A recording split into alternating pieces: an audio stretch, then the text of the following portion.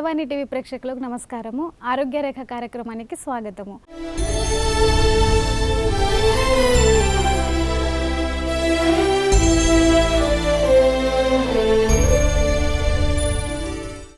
ఈరోజు మనం ఎదుర్కొంటున్న ఎన్నో సమస్యల్లో హెయిర్ ఫాల్ అనేది కూడా ఒక పెద్ద సమస్యగా మారింది. అసలు హెయిర్ ఫాల్ అనేది ఎందుకు అవుతుంది, దాన్ని ఎలా పరిష్కరించుకోవాలనేది ఈరోజు మన డాక్టర్ గారిని అడిగి తెలుసుకుందాము. మనతోనే ఉన్నారు wish health founder doctor Udumula Sudheer Reddy గారు. నమస్తే డాక్టర్ గారు. నమస్కారం. సో ఈరోజు మనము చూస్తూనే ఉన్నారుగా ఎన్నో సమస్యలు ఉంటున్నాయి. అందులో ఒక హెయిర్ ఫాల్ అనేది కూడా చాలా పెద్ద సమస్యగా మారింది. హెయిర్ ఫాల్ అనేది అది ఎందుకు అవుతుంది? ఈ హెయిర్ ఫాల్ అవ్వడానికి అనేక కారణాలు ఉన్నాయి. ముఖ్యంగా అసలు హెయిర్ ఫాల్ అందరూ అనుకున్నట్టు హెయిర్ ఫాల్ అనేది ఒక కాస్మెటిక్, ఒక బ్యూటీ అందానికి సంబంధించిన ప్రాబ్లం కాదు. మీకు హెయిర్ ఫాల్ అవుతుందంటే దాని వెనకాల అసలు ఆరోగ్యానికి సంబంధించి ఎన్నో అనారోగ్యాలు, ఎన్నో జబ్బులకి కనెక్టెడ్ అయ్యి ఉంటుంది ఈ హెయిర్ ఫాల్. కాబట్టి హెయిర్ ఫాల్ని ఈజీగా తీసుకోకూడదు, నెగ్లెక్ట్ చేయకూడదు. హెయిర్ ఫాల్ రావడానికి అనేక కారణాలు ఉన్నాయి. వాటిలో చాలా ముఖ్యమైనది న్యూట్రిషనల్ డెఫిషియన్సీ. అంటే రకరకాల కారణాల చేత మనకి హెయిర్ ఫాల్ అయినట్టు, ఒకటి న్యూట్రిషనల్ డెఫిషియన్సీ వల్ల హెయిర్ ఫాల్ అవ్వచ్చు, 2 హార్మోన్ ప్రాబ్లమ్స్, 3 జెనెటిక్ కాజెస్, అంటే జన్యుపరంగానే మనకి వంశపారంపరంగా కూడా హెయిర్ ఫాలింగ్, బట్టతలు ఇవన్నీ ఉండొచ్చు. అది కాకుండా లోకల్గా అంటే మన స్కిన్ పైన, చర్మంలో, తలలో డాండ్రఫ్ కానీ, సోరియాసిస్ కానీ, సెబోరిక్ డర్మటైటిస్ కానీ ఇలాంటి స్కిన్ కండిషన్స్ ఉండటం వల్ల మనకు హెయిర్ ఫాల్ కావచ్చు. అది కాకుండా పిల్లల్లో కానీ జడ వేసేటప్పుడు ఆడపిల్లలు వీళ్ళందరూ బాగా టైట్గా లాగి జడేస్తారు, దానివల్ల కూడా హెయిర్ ఫాల్ వస్తుంది. దాన్నే ట్రాక్షన్ అలోపేషియా అంటారు. అంటే మీరు లాగేసి, అంటే బలవంతంగా పీకేసినట్టు రోజు అలాగే చేశారనుకోండి, నిదానంగా హెయిర్ రూట్స్ అక్కడి నుంచి విడిపోయి హెయిర్ ఫాల్ అనేది అవుతుంది. ఇది కాకుండా కొన్ని మెడిసిన్స్ వాడటం వల్ల, కొన్ని హార్మోన్ ట్రీట్మెంట్స్ వాడటం వల్ల, ఉదాహరణకు కీమోథెరపీ, రేడియోథెరపీ క్యాన్సర్లో వాడతారు, వీటి వల్ల కూడా హెయిర్ ఫాల్ అవ్వచ్చు. Stress and life style. ఈ స్ట్రెస్ ముఖ్యంగా ఏంటంటే ఫిజికల్గా స్ట్రెస్ అయినా హెయిర్ ఫాల్ అవ్వచ్చు, మన ఇమోషనల్గా స్ట్రెస్ అయినా హెయిర్ ఫాల్ అవ్వచ్చు. ఫిజికల్గా స్ట్రెస్ అంటే ఉదాహరణకు ఫీవర్ వచ్చింది, లేదంటే మీరు బాగా ఏదైనా సర్జరీ చేయించుకోవాల్సి వచ్చింది, అటువంటి కండిషన్లో శరీరం ఫిజికల్గా స్ట్రెస్కి గురవుతుంది. అందుకని మీరు కామన్గా చూస్తూ ఉంటారు కదా, జ్వరం వచ్చి తగ్గిన తర్వాత హెయిర్ ఫాల్ అవుతుంది. సో అట్లాగే స్ట్రెస్, టెన్షన్, యాంగ్జైటీ, డిప్రెషను వీటన్నిటి వల్ల కూడా ఒక వ్యక్తికి హెయిర్ ఫాల్ అవ్వచ్చు. ఇది కాకుండా జన్యుపరంగానే హెయిర్ ఫాల్ ఉండొచ్చు. లేదు మనకి లోకల్గా మనం వాడే షాంపూలు, కెమికల్ ట్రీట్మెంట్స్, హీటింగ్ చేస్తూ ఉంటారు, హెయిర్ స్ట్రైటనింగ్ చేస్తూ ఉంటారు, బ్యూటీ కాస్మెటిక్ ప్రోగ్రామ్స్, అట్లాగే హెయిర్ కలర్స్ వాడతారు. వీటన్నిటి వల్ల కూడా ఒక వ్యక్తికి హెయిర్ ఫాల్ అవ్వచ్చు. ఏది అయినా శృతి మించినప్పుడు ఇన్ని కారణాలు ఉన్నాయి. వీటన్నిటికి కూడా ఎక్కడ కూడా బ్యూటీ యాంగిల్ లేదు. అన్నీ కూడా మన శరీరంలో ఏదో ఒక లోపము, ఏదో ఒక ప్రభావం చేతనే మనకి హెయిర్ ఫాల్ అవుతుంది. సో చాలామంది అనుకుంటారు ఆయిల్ పెట్టడం వల్ల హెయిర్ లాస్ అవుతుంది అంటారు. అది ఎంతవరకు నిజం సార్? అసలు ఆయిల్ పెట్టడం అనేది హెయిర్ ఫాల్ కానీ హెయిర్ గ్రోత్ కానీ ఉపయోగం లేదు. చాలామంది ఏమనుకుంటారంటే రోజు నేను కొబ్బరి నూనె పెట్టాలి, కొబ్బరి నూనె పెడితే నాకు హెయిర్ నల్లగా అవుతుంది, మంచిగా పెరుగుతుంది అని అనుకుంటారు. కానీ అసలు హెయిర్ గ్రోత్ రావడానికి ఈ కొబ్బరి నూనె కానీ ఇంకే ఆయిల్ కానీ దాని రోలే లేదు. మనం ఏం తింటాం అనేది చాలా ఇంపార్టెంట్. మనం ఇందాక అనుకున్నట్టు న్యూట్రిషనల్ డెఫిషియన్సీస్ అనుకున్నాం కదా, అంటే మనం తీసుకునే ఆహారంలో పోషక లోపం వల్ల మీకు హెయిర్ ఫాల్ అవ్వచ్చు. ముఖ్యంగా మన భారతదేశంలో ఐరన్ డెఫిషియన్సీ, అనీమియా ఉంటుంది, రక్తహీనత ఉంటుంది, వీటి వల్ల కూడా హెయిర్ ఫాల్ అవుతుంది. అదొకటే కాకుండా అసలు హెయిర్ గ్రోత్ ఏమేం కావాలి? ప్రోటీన్ కావాలి, ఐరన్ కావాలి, కొన్ని రకాల విటమిన్లు కావాలి, విటమిన్ డి, ఈ, కే, ఇలాంటివన్నీ కూడా మనకు హెయిర్ గ్రోత్ అవ్వడానికి కానీ, ఆరోగ్యంగా ఉండడానికి కానీ, ఆరోగ్యంగా ఉంటే హెయిర్ అందంగా కనపడుతుంది. సో ఈ అన్నీ లేకుండా మీరు కేవలం కొబ్బరి నూనె పెట్టగానే హెయిర్ ఫాల్ కానీ హెయిర్ గ్రోత్ కానీ ఏమీ అవ్వదు. సో అసలు హెయిర్ మీరు ఆయిలే పెట్టకుండా మీకు హెయిర్ గ్రోత్ అవుతుంది. మీ హెయిర్ ఎలా ఉండాలో అలా ఉంటుంది, ప్రొవైడెడ్ మీరు ఈ డెఫిషియన్సీస్ కానీ ఇందాక మనం అనుకున్న 6-7 కారణాల్లో ఈ కారణాల్లో ఏం లేకపోతే మీ హెయిర్ బాగుంటుంది. ఉదాహరణ ఇప్పుడు నేను దాదాపు తలకి కొబ్బరి నూనె పెట్టి 20-30 సంవత్సరాలు అయింది, బాగానే ఉందిగా. సో మనం తీసుకునే పోషకాలే ఇంపార్టెంట్. అయితే హెయిర్ ఆయిల్ వల్ల ఏమవుతుందంటే మీకు కొంచెం షైనింగ్ వస్తుంది, అంతే తప్ప అంతకు మించి హెయిర్ ఆయిల్ రోల్ లేదు. ఇంకా కొన్ని రకాల స్కాల్ప్ అంటే మన ఒక స్కిన్ తత్వం ఉంటుంది కదా, ఓకే. డ్రై స్కిన్ ఉంటుంది, కొద్దిమందికి ఆయిలీ స్కిన్ ఉంటుంది, కొద్దిమందికి అసలే చెమట ఎక్కువ వస్తుంది. అటువంటి వాళ్ళు తలకు నూనె పెట్టకూడదు. ఓకే. తలకు నూనె పెట్టడం వల్ల అది మీకు ఇంకా ప్రమాదమే. ఓకే. అందరూ అనుకుంటారు గుడ్డిగా అందరూ పెడుతున్నారు, చిన్నప్పటి నుంచి మనకు అదే అలవాటు, పెట్టేస్తారు. ఆయిలీ స్కిన్ ఉండే వాళ్ళు కొబ్బరి నూనె పెడితే ఇంకా ఎక్కువ ప్రాబ్లం వస్తుంది. ఓకే. సో ఇది ఆయిల్ అనేది ఎక్కువ పెట్టడం వల్ల డాండ్రఫ్ వస్తుంది, దానివల్ల కూడా హెయిర్ ఫాల్ ఉంటుంది అంటారు. అదే నేనండి, ఇప్పుడు ఆయిలీ స్కిన్ ఉండే వాళ్ళలో సెబోరియా అంటారు. సెబోరియా అంటే సెబోరిక్ డర్మటైటిస్, అంటే మన చెమట గ్రంథులు, ప్రతి ఎంట్రుకకి ఒక రూట్ ఉంటుంది, ఆ రూట్లో చెమట గ్రంథి ఉంటుంది. ఆ చెమట గ్రంథి దాని ద్వారానే మనకి హెయిర్కి ఒక పోషకన జరుగుతుంది. సో మనం తీసుకునే ప్రోటీన్ కానీ, ఐరన్ కానీ, విటమిన్ కానీ ఆ హెయిర్ రూట్కి ఆ సేబేసియస్ గ్లాండ్ ఆ పక్క రెండు కలిపి మీకు సప్లై చేస్తాయి. ఈ సీబమ్ ప్రొడక్షన్ ఎవరిలో అయితే ఎక్కువ ఉంటుందో దానివల్లనే మీకు స్కిన్ ఆయిలీ అవుతుంది. ఇంకొద్ది మందులు ఇంకా ఎక్కువై డర్మటైటిస్ అంటే ఒక స్కిన్ డిసీజ్, ఒక చర్మ వ్యాధి లాగా పైన మనకి తలలో అవుతుంది. అటువంటి వాళ్ళు హెయిర్ ఆయిల్ పెట్టినప్పుడు మీకు ప్రొడక్షన్ అంటే ఉపయోగపడేది పోను నష్టం జరుగుతుంది. ఎందుకంటే సెబోరిక్ డర్మటైటిస్ అనే ఈ వ్యాధి వచ్చినప్పుడు హెయిర్ రూట్ డ్యామేజ్ అవుతుంది. ఎక్సెస్ ఆయిల్ ఆల్రెడీ ఉంది, మీరు పైనుంచి ఇంకా ఆయిల్ పెడుతున్నారు, దాని ద్వారా సెకండరీ ఫంగల్ ఇన్ఫెక్షన్స్, దురద రావటము, చెక్కు కట్టిపోవడం, ఇవన్నీ మీకు ఆయిలీ స్కిన్ ఉండే వాళ్ళలో మీరు కొబ్బరి నూనె కానీ ఏ ఆయిల్ పెట్టినా వాళ్ళకి ప్రమాదం. సాధారణంగా వారంలో ఎన్నిసార్లు హెడ్ బాత్ చేస్తే మంచిది అంటారు మీరు? కొంతమంది ప్రతిరోజు చేస్తారు, కొంతమంది రోజుకు 2 సార్లు చేసే వాళ్ళు ఉంటారు. యాక్చువల్గా స్నానం అంటేనే తల నుంచి పాదాల దాకా శుభ్రం చేసుకోవడం. అవును సార్. మళ్ళీ తల స్నానం వేరుగా, ఒంటికి స్నానం వేరుగా సంబంధమే లేదు. స్నానం అంటేనే you have to do it everyday. ఇప్పుడు మీరు కేరళ చూసారనుకోండి, ఆడ మగ తేడా లేదు, రోజు తలస్నానం చేస్తారు. సో అది ఆరబెట్టుకోవడం ఎలా అనేది మన తలనొప్పి, ప్రకృతి తలనొప్పి కాదు. సో స్నానం అంటేనే తల నుంచి పాదాల దాకా చేయాలి. అతి ముఖ్యంగా అసలు మనకి ఎక్కడెక్కడ వెంట్రుకలు ఉంటాయి అక్కడక్కడ చెమట గ్రంథులు ఉంటాయి, ఇందాక అనుకున్నాగా సెబోసియస్ గ్లాండ్స్. సో మనం సాధారణంగానే చెమట అంటూ వస్తే తలలోనే చెమట వస్తుంది. మరి ఎక్కడ చెమట వస్తే అక్కడ క్లీన్ అవ్వాలి కదా. మరి వారానికి ఒకసారి తలస్నానం చేస్తే మరి క్లీన్ ఎలా అవుతుంది?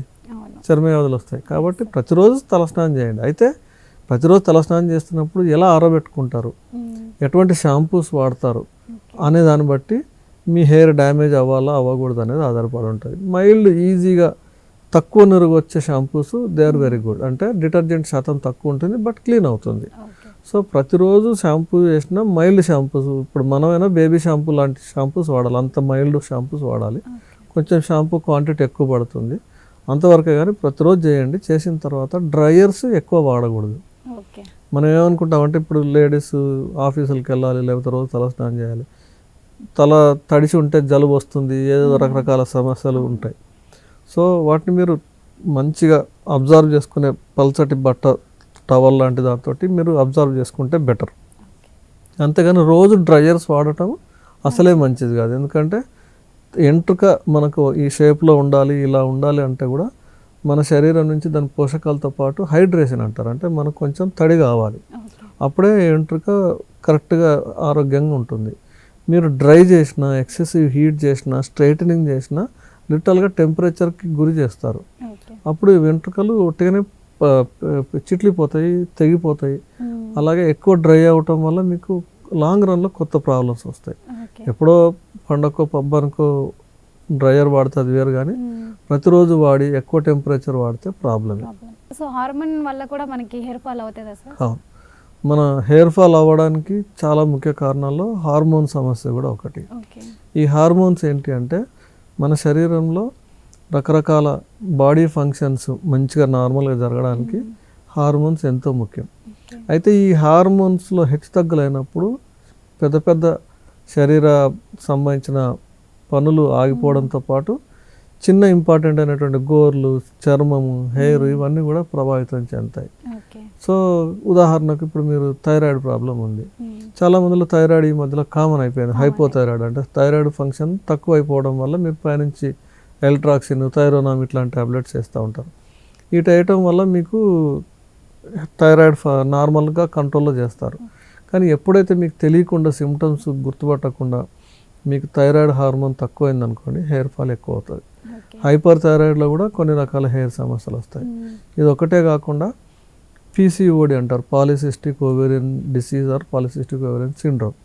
ఈ సమస్యల్లో కూడా అమ్మాయిల్లో పీరియడ్ సంబంధించిన హార్మోన్స్ బాగా డిస్టర్బ్ అవుతాయి. ఓకే. ఈ పీరియడ్ సంబంధించిన హార్మోన్స్ ఎక్కువైనా తక్కువైనా హెయిర్ ఫాలింగ్ కానీ ఎక్సెసివ్ హెయిర్ గ్రోత్ అంటే అవసరం ఉన్న చోట హెయిర్ ఉండదు తలలో, ఓకే. ఫేస్ పైన అబ్బాయిల్లో లాగా చెస్ట్ పైన Like ఈ unwanted hair లాగా. అన్వాంటెడ్ హెయిర్ వస్తూ ఉంటాయి. ఓకే. ఇవన్నీ కూడా మన హెయిర్ లైఫ్ సైకిల్ని డిస్టర్బ్ చేసే ఒక రకరకాల హార్మోన్స్. ఇంతేకాకుండా మనం కొద్దిమంది హార్మోన్ రీప్లేస్మెంట్ థెరపీ వాడతారు, అంటే గైనకలాజికల్ డిసీజెస్లో హార్మోన్ రీప్లేస్మెంట్ థెరపీస్ వాడాల్సి వస్తుంది. అంటే పీరియడ్ రెగ్యులరైజ్ చేయడం కోసం మీరు ఏదైతే హార్మోన్ టాబ్లెట్స్ వాడతారు, కొద్దిమంది పూజలు ఉన్న ఇంట్లో అని చెప్పేసి హార్మోన్ టాబ్లెట్లు వేస్తారు పీరియడ్ పోస్ట్ పోన్ చేయడానికి. ఓకే. ఇవన్నీ కూడా డిస్టర్బ్ చేస్తాయి మీ హెయిర్ని. అంతేకాకుండా ఇప్పుడు మెనోపాజ్ అంటే పీరియడ్స్ ఆగిపోయే ఏజ్ 45-50 తర్వాత ఎప్పుడైతే వీటుకుంటుందో ఆ హార్మోన్స్, అప్పుడు కూడా హార్మోన్స్ అన్నీ కొంచెం స్టేబుల్ తగ్గిపోతూ ఉంటాయి. ఎందుకంటే అప్పుడు పీరియడ్ రావడం ఆగిపోతుంది కాబట్టి ఆ హార్మోన్స్ తగ్గినప్పుడు ఆండ్రోజెనిక్ యాక్టివిటీ అంటారు, అంటే టెస్టోస్టిరాన్ లాంటి మేల్ హార్మోన్స్ యాక్టివిటీ కొంచెం ఎక్కువై ఈస్ట్రోజన్ యాక్టివిటీ తగ్గినప్పుడు మీకు ఆడవాళ్ళలో ఎక్కువ హెయిర్ ఫాల్ అవుతుంది.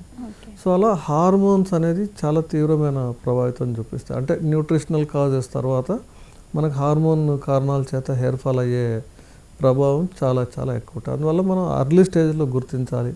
అర్లీ స్టేజ్లో గుర్తించి మనం డాక్టర్ గారి దగ్గరికి వెళ్తే మీ హెయిర్ ఫాల్ కోసం కాకపోయినా మీ లోపల వేరే మిగతా జబ్బులు రాకుండా ఉండడానికి వాటిని రెక్టిఫై చేస్తే పనిలో పనిగా హెయిర్ ఫాల్ కూడా రిజాల్వ్ అవుతుంది. అంతే తప్ప మీరు పైనుంచి ఏదో కాస్మెటిక్ ట్రీట్మెంట్లు చేసి మీరు పైన ఏదేదో పేస్టులు రాసేస్తే, లేకపోతే టీవీలో చూసినట్టు ఈ షాంపూ వాడితే మీకు హెయిర్ ఫాల్ కంట్రోల్ అవుతుంది, ఫలానా షాంపూ వాడితే మీ హెయిర్ ఇంత పొడుగు అయిపోతుంది, అవన్నీ నమ్మొద్దు.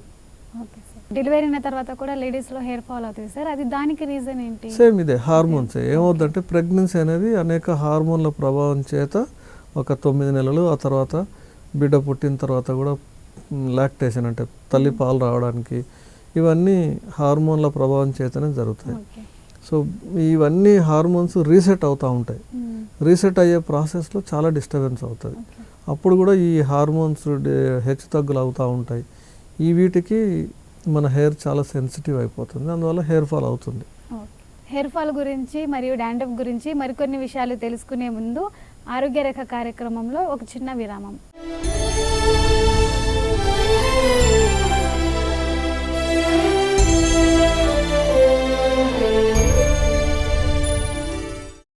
ఆరోగ్య రేఖ కార్యక్రమానికి తిరిగి స్వాగతం.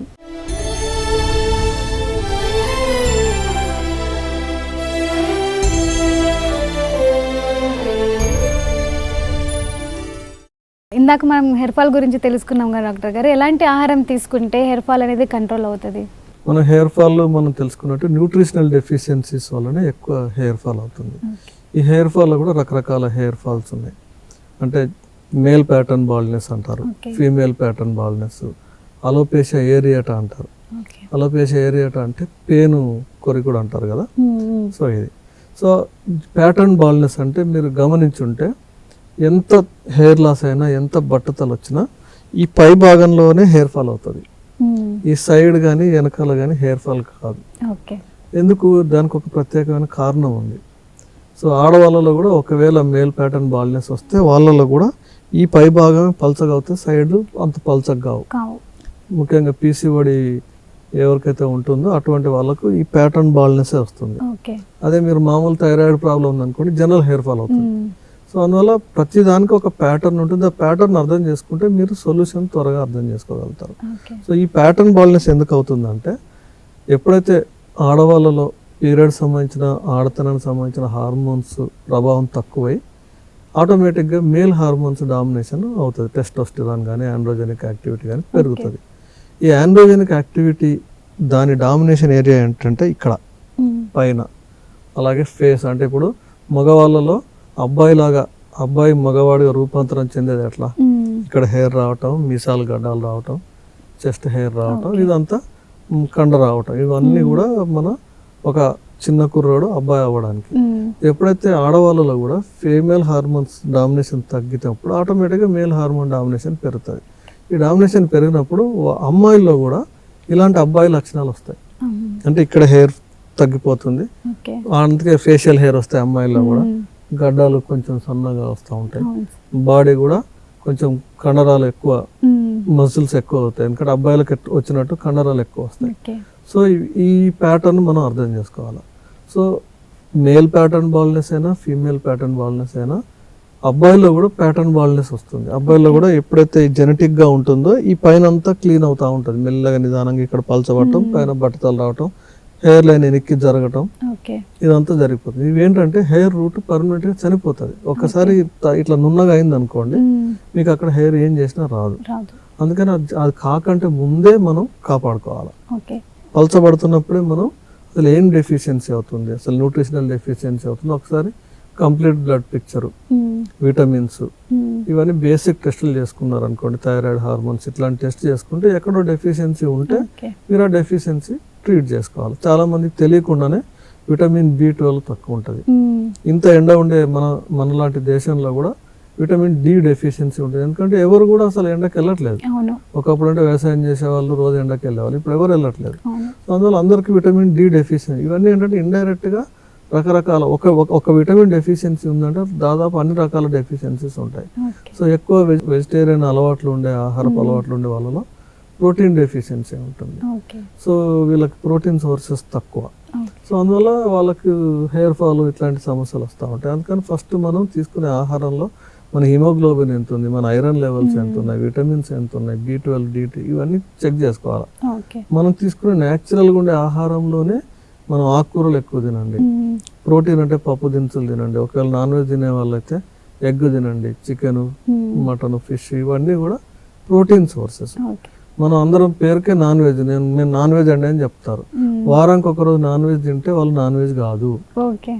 మీరు అటు కాకుండా ఇటు కాకుండా వెజిటేరియన్ కాదు, నాన్ వెజిటేరియన్ కాదు. నాన్ వెజిటేరియన్ అంటే కనీసం వారంలో ఒక 3 సార్లు ఏదో రకంగా నాన్ వెజిటేరియన్ తినే వాళ్ళనే టెక్నికల్ గా, మెడికల్ గా నాన్ వెజ్ కేటగిరీ కిందకి వస్తారు. అప్పుడే వాళ్ళకి నాన్ వెజిటేరియన్స్ వల్ల వచ్చే బెనిఫిట్స్ వస్తాయి. అంటే ప్రోటీన్ వస్తుంది, ఎక్కువ నాన్ వెజ్ తినే వాళ్ళలో B12 అధికంగా ఉంటుంది. సో ఇవన్నీ రెగ్యులర్గా నాన్ వెజ్ తింటే మీకు ఇండైరెక్ట్గా మీకు హెయిర్కి కూడా ఉపయోగపడతాయి.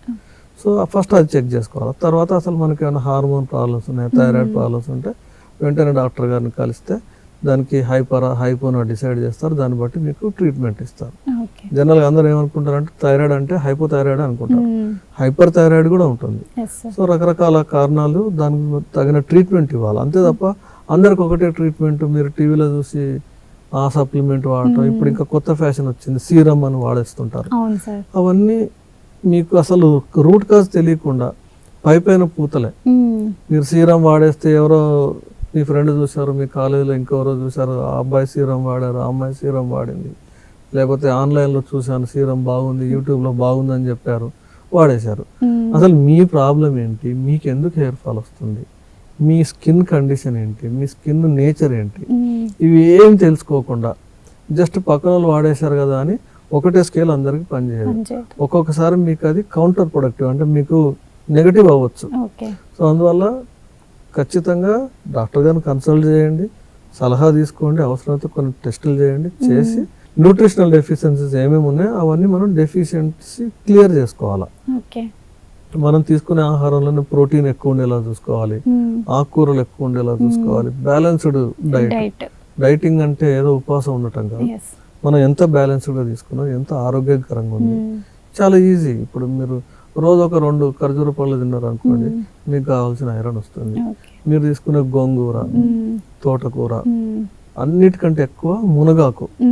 మనం మునక్కాయలు తింటాం కానీ మునగాకు ఎవరు తినరు. మునగాకులో విపరీతమైన ఐరన్ ఉంటుంది. అయితే వీటన్నిటిని మీరు ఉడికిస్తే అంతా ఆవిరైపోతుంది, ఉపయోగం ఉండదు. ఉడికించకుండా స్మూతీ చేస్తారు. స్మూతీలు చేసుకొని తీసుకుంటే ఫ్రూట్స్, మన ఆకుకూరల కాంబినేషన్ తో స్మూతీ చేయొచ్చు, ఉడికిచ్చే పని లేదు. కాబట్టి ఇంకా బెనిఫిట్ ఉంటుంది. దాంట్లో రాగా వెళ్ళినప్పుడు మీకు ఆ క్లోరోఫిల్, దాంట్లో ఉండే ఐరన్ మీకు హీట్ వల్ల డ్యామేజ్ కాదు. మనం ఉడికించినప్పుడు హీట్ వల్ల డ్యామేజ్ అయిపోతుంది. సో మీకు మీరు అనుకోవచ్చు పచ్చిగా ఎట్లా తింటాం సార్ ఆకులు అది అని. దానికి కొన్ని పద్ధతులని స్మూతీ లాగా చేసుకున్నప్పుడు మీకు ఆ పచ్చి వాసన ఇదేం ఉండదు. బ్రహ్మాండంగా మీకు ఐరన్ ఒంటి పడుతుంది. రోజు మీరు ఇట్లాంటి స్మూతీలు అంటే మునగాకు స్మూతీ, గోంగూర ఇట్లాంటి వాటితో స్మూతీ చేసుకున్నారు అనుకోండి, మీకు రోజు ఐరన్ మాత్రలు వేసుకునే అవసరం ఉంటుంది. ఇంకా చాలా చిన్న మనం చేసే పెద్ద పొరపాటు ఏంటంటే మనం రైస్ తింటుంటాం, రిఫైన్డ్ రైసే కదా మనం తినేది, రిఫైన్డ్ గోధుమలు తింటుంటాం. దాని బదులు మీరు మిల్లెట్స్ తిన్నారు అనుకోండి, మిల్లెట్స్లో రాగులు, సజ్జలు, వీటిల్లో మీకు తెలియకుండానే అన్ని రకాల ఐరన్, దానికి అబ్జార్ప్షన్ సంబంధించిన రకరకాల మైక్రో న్యూట్రియంట్స్ అన్ని దాంట్లోనే ఉంటాయి. సో మనం లైఫ్ స్టైల్లో మార్పులు చేసుకుంటే న్యాచురల్గానే మీకు ఐరన్ ఇవన్నీ వస్తే మీకు యాక్చువల్గా హెల్తీగా ఉంటారు. సో హెయిర్ ఒక్కటే కాకుండా మీకు జనరల్గా కూడా హెల్తీగా ఉండడానికి ఇట్లాంటి లైఫ్ స్టైల్ చేంజెస్, ఆహారపు అలవాట్లు బాగా ఉపయోగపడతాయి. అంటే ఇప్పుడు హెయిర్ ఫాల్ ఉన్నప్పుడు మనం ఏ స్టేజ్లో డాక్టర్ గారిని సంప్రదిస్తే మంచిది అంటారు మీరు? హెయిర్ ఫాల్ ఉన్నప్పుడు ఫస్ట్ స్టేజ్లోనే మీరు డాక్టర్ గారిని సంప్రదించాలి. మీరు హెయిర్ ఫాల్ అవుతుంది అంటే దాని అర్థం మీ బాడీ అన్ని ట్రై చేసి మిమ్మల్ని బ్యాలెన్స్గా ఉంచడానికి ట్రై చేసి కాని పరిస్థితుల్లోనే మీకు హెయిర్ ఫాల్ అవుతుంది. ఎప్పుడైతే మీకు న్యూట్రిషనల్ డెఫిషియన్సీ ఉంటుందో బాడీ కూడా ఏం చేస్తుంది అంటే ఏది ఇంపార్టెంటో దానికి సప్లై చేస్తుంది. సో ఫస్ట్ మనకి ఏం ఇంపార్టెంట్, మనిషి బతికి ఉండడానికి వైటల్ ఆర్గన్స్ అంటే బ్రెయిన్, హార్ట్, లంగ్స్, కిడ్నీ, ఇవన్నీ మనకి వైటల్ ఆర్గన్స్. వీటన్నిటికీ ఫస్ట్ సప్లై చేస్తుంది ప్రోటీన్ కానీ, ఐరన్ కానీ, మినరల్స్ కానీ, విటమిన్స్ కానీ. అవి సప్లై అయిపోయినాక మిగిలితే గోర్లకు, వేర్లకు, స్కిన్కి వెళ్తాయి. సో మీకు హెయిర్ ఫాల్ అవుతుందంటే రాబోయే ఒక పెద్ద మెడికల్ ప్రాబ్లంకి ఇది ముందు సూచన. సో అందువల్ల హెయిర్ ఫాల్ అవుతుందంటేనే మీ బాడీ చేతులు ఎత్తేసిన తర్వాతనే మీకు హెయిర్ ఫాల్ అవుతుంది. కాబట్టి వెంటనే మీరు యాక్షన్ తీసుకోవాలి. ఎందుకంటే హెయిర్ ఈరోజు మీరు యాక్షన్ తీసుకుంటే దాని ఎఫెక్ట్ కనపడటానికి నెలన్నర, 2 నెలలు, 3 నెలలు పడుతుంది. మీరు ఇలా మెడిసిన్ వేసుకొని రేపే హెయిర్ ఫాల్ కంట్రోల్ అవ్వదు. ఎందుకంటే హెయిర్ కూడా ఒక గ్రోత్ డిఫరెంట్ ఫేజెస్ లో ఉంటుంది. హెయిర్ కి ఒక గ్రోత్ ఫేజ్ అండ్ 3 స్టేజెస్ ఉంటాయి హెయిర్ లైఫ్ సైకిల్లో. ఒక growth phase, maintenance phase, falling phase. Growth phase లో హెయిర్ ఒక 3 నుంచి 6 నెలలు ఉంటుంది. మెయింటెనెన్స్ ఫేజ్ లో ఒక 6 నెలలు ఉంటుంది. ఫాలింగ్ స్టేజ్ లో ఒక 3 నెలలు ఉండాలి. ఎప్పుడైతే ఈ డెఫిషియన్సీస్ కానీ, హార్మోన్ ప్రాబ్లమ్స్ కానీ ఏ కారణం చేతనైనా మీకు హెయిర్ ఫాల్ అవుతుందో ఈ 3 నెలలు ఉండాల్సిన గ్రోత్ ఫేజ్ తగ్గిపోతుంది. 3 నెలలు ఉండాల్సిన ఫాలింగ్ స్టేజ్ ఎక్కువ హెయిర్ ఫాలింగ్ స్టేజ్లో ఉంటాయి. సో ఈ రోజు మనం ట్రీట్మెంట్ ద్వారానో, న్యూట్రిషనల్ సప్లిమెంట్ ద్వారానో మనం బెటర్ చేస్తుంటే ఈ సైకిల్స్ అన్ని నార్మల్ అవ్వాలి. ఈ 3 నెలలు ఉండే హెయిర్ సైకిల్, 6 నెలలు ఉండే గ్రోత్ ఫేజ్, మెయింటెనెన్స్ ఫేజ్, ఆ 3 నెలలు ఉండే ఫాలింగ్ ఫేజ్ అన్ని మళ్ళీ నార్మల్ అవ్వాలి. నార్మల్ అవ్వడానికి మరి ఈ రోజు మెడిసిన్ వేసుకొని రేపే అవ్వదు కదా. సో అందువల్ల మీ లైఫ్ స్టైల్, మీ ఫుడ్ ఇవన్నీ మీరు as soon as possible doctor గారి దగ్గరికి వెళ్తే వాళ్ళకు తగిన కారణాన్ని కనుక్కొని దాన్ని బట్టి ట్రీట్మెంట్ చేయొచ్చు. సగం కారణం, సగం ట్రీట్మెంట్ మీ చేతిలోనే, మీ కిచెన్లోనే ఉంది. మీకు గమనించాలి అంతే. సో ఈ కార్యక్రమం ద్వారా మీరు నేర్చుకోండి, మీరు ఏం జరుగుతుందో గమనించండి, రెక్టిఫై చేసుకోండి. అవసరమైనప్పుడు డాక్టర్ గారిని సంప్రదించండి. ఓకే సార్, అసలు డాండ్రఫ్ అనేది ఎందుకు వస్తుంది సార్? డాండ్రఫ్ అనేది ఏంటంటే రకరకాల కారణాల చేత తలలో చుండ్రు డాండ్రఫ్ అంటారు, పొడి రాలటము. డాండ్రఫ్లో కూడా 2 రకాలు ఉంటాయి. అంటే పొడి రాలుతున్నప్పుడు తెలిసే డాండ్రఫ్ ఒకటి, పొడి రాలకుండా కూడా డాండ్రఫ్ ఉండొచ్చు, సెబోరిక్ డర్మటైటిస్ లాగా. సో 2 కారణాలు డిఫరెంట్. ఇప్పుడు చాలా మందికి మీరు ఎక్సెసివ్ డ్రై ఉండటము, దానివల్ల కూడా చర్మం పొడి పారుతుంది. మీరు వాటర్ తక్కువ తాగటం, డీహైడ్రేషన్ ఉండటం, దానివల్ల కూడా జనరల్ అంతా స్కిన్ అంతా డ్రై అవుతుంది, తలలో కూడా డ్రై అవుతుంది. 2 ఫ్లేకింగ్, సోరియాసిస్ లాంటి సమస్యలు అర్లీ స్టేజెస్లో మీరు డాండ్రఫ్ లాగానే అనుకుంటారు. సోరియాసిస్ తల నుంచి అరకాల దాకా ఎక్కడైనా రావచ్చు. సో స్కాల్ప్ సోరియాసిస్ వచ్చినప్పుడు అర్లీ స్టేజెస్లో సింపుల్ పొడి రాలినట్టే అనిపిస్తుంది, తర్వాత మీకు క్లాసికల్ సోరియాసిస్ లక్షణాలు కనపడతాయి. సో ఇలా రకరకాల కారణాల చేత మీకు డాండ్రఫ్ వస్తుంది. సో ఆ లక్షణాలు ఎలా ఉంటాయి? డాండ్రఫ్ మీకు మామూలుగా పొడి రాలుతూ ఉంటుంది. ఒకవేళ పొడి రాలకుండా ఉండే సెబోరిక్ డర్మటైటిస్ టైప్లో థిక్గా మనకు చెక్కులు కడతా ఉంటాయి. సో అది ఈజీగా గుర్తుపట్టవచ్చు మీరు. అయితే అది డాండ్రఫా, సింపుల్ డాండ్రఫా, సోరియాసిస్ అని గుర్తుపట్టడానికి మాత్రం డాక్టర్ల దగ్గర రావాల్సిందే. మేము కొన్ని వుడ్స్ ల్యాంప్ ఎగ్జామినేషన్ అంటాం. ఒక ల్యాంప్ ఎగ్జామినేషన్ చేసినప్పుడు క్లియర్గా తెలిసిపోతుంది. 2 నిమిషాల్లో చెప్పేసి డాండ్రఫా, సెబోరిక్ డర్మటైటిసా, సోరియాసిసా అనేది మనం ఈజీగా తెలుసుకోవాలి. దాన్ని బట్టి కంప్లీట్ ట్రీట్మెంట్ మారుతుంది. సో ఈ సమస్యకి పరిష్కారం మన విశాల్ క్లినిక్లో ఎలా ఉంటుంది సార్? అంటే కంపేర్ అదర్ డిసీజ్తో దీనికి ఎలా ట్రీట్మెంట్ ఉంటుంది? మిగతా అలోపతి సైన్సెస్తో పోల్చుకుంటే మన విశాల్ లైఫ్ స్టైల్ క్లినిక్స్లో మనం హోలిస్టిక్గా ట్రీట్మెంట్ చేస్తాం. ఫస్ట్ ఆఫ్ ఆల్ అసలు రూట్ కాజ్ ఏంటి, అసలు ఎక్కడ కారణం, ప్రాబ్లం ఎక్కడ ఉంది, మీ టైప్ ఆఫ్ హెయిర్ ఫాల్ ఏంటి, అంటే ఇప్పుడు ప్యాటర్న్ బాల్నెస్ ఉందా, లేకపోతే పీసీఓడి వల్ల సెకండరీ హెయిర్ లాస్ ఉందా, లేకపోతే థైరాయిడ్ వల్ల హెయిర్ లాస్ ఉందా, వాటికి మనం ట్రీట్మెంట్ ఇవ్వచ్చు. అలాగే ఆటో ఇమ్యూన్ ప్రాబ్లమ్స్ వల్ల కూడా ఉంటుంది. అంటే ఇప్పుడు అలోపేసియా ఏరియాటా అంటారు, పేను గొరుగుడు అంటారు కదా, ఆ పేను గొరుగుట్లో అక్కడక్కడ హెయిర్ ప్యాచెస్ ఉంటాయి, లేదా తల మొత్తం పేను గొరుగుడు వల్ల క్లీన్గా కంప్లీట్గా హెయిర్ ఫాల్ అవ్వచ్చు. సో ఆటో ఇమ్యూన్ ప్రాబ్లం ఉన్నప్పుడు ఆటో ఇమ్యూన్ అసలు ఎందుకు అయింది, దాని వెనుక స్ట్రెస్, ఫంగల్ ఇన్ఫెక్షనా, ఇంకేదైనా కారణం ఉందా అని చూసి హోలిస్టిక్గా మనం హోమియోపతి మెడిసిన్ ఇస్తాం. ఈ హోమియోపతి మెడిసిన్ ఏంటంటే సైడ్ ఎఫెక్ట్స్ ఉండవు ఫస్ట్ ఆఫ్ ఆల్. దీంతో పాటు అసలు డెఫిషియన్సీస్ ఏంటి, ఫుడ్లో ఏమేమి మార్పులు చేయాలి, మీ అంతటా మీరు అంటే మెడిసిన్తో పాటు సపోర్టివ్ ట్రీట్మెంట్గా మనం డైట్ ఇంటర్వెన్షన్ చేస్తాం. మన దగ్గర క్లినిక్స్లో డైటీషియన్స్ ఉంటారు, ఫుల్ టైం డైటీషియన్ ఉంటారు. మీరు తీసుకునే ఆహారంలో ఏమేమి చేంజ్ చేయాలి, దాంతోపాటు మీ లైఫ్ స్టైల్ ఏం చేంజ్ చేయాలి, వీటన్నిటిని బట్టి మీరు ఓవరాల్గా హెల్త్గా ఉంటేనే హెయిర్ ప్రాబ్లం కూడా తగ్గిపోతుంది. మీరు జనరల్ హెల్త్ బాగాలేకుండా ఒట్టి హెయిర్ ట్రీట్మెంట్కి వచ్చినా హెల్త్ కూడా ఇంప్రూవ్ చేస్తేనే మీకు హెయిర్ కూడా బెటర్ అవుతుంది. సో అందువల్ల మనం హోలిస్టిక్గానే ట్రీట్మెంట్ చేయాలి. ఏదో లోకల్గా మనం ఏదో షాంపూ బాత్ చేయడం లేకపోతే అట్లాంటివి చేయడం వల్ల మీకు రిజల్ట్స్ ఉండదు, అండ్ ఎటువంటి సైడ్ ఎఫెక్ట్ లేకుండా మనం కంప్లీట్గా ట్రీట్మెంట్ ఇచ్చే అవకాశం ఉంది. థ్యాంక్ యూ డాక్టర్ గారు, మా ప్రేక్షకులకు చాలా మంచి విషయాలు చెప్పారు మీరు. నమస్కారం. సో చూశారు కదండి, డాక్టర్ గారు మనకి హెయిర్ ఫాల్ గురించి, డాండ్రఫ్ గురించి ఎంత మంచి విషయాలు చెప్పారో. మీకు ఉపయోగపడతాయి అనుకుంటాను, మీరు పాటిస్తూనే ఉండండి. వచ్చే వారం మరో అంశంతో కలుద్దాము. చూస్తూనే ఉండండి మీ దివ్యవాణి టీవీ. నమస్కారం.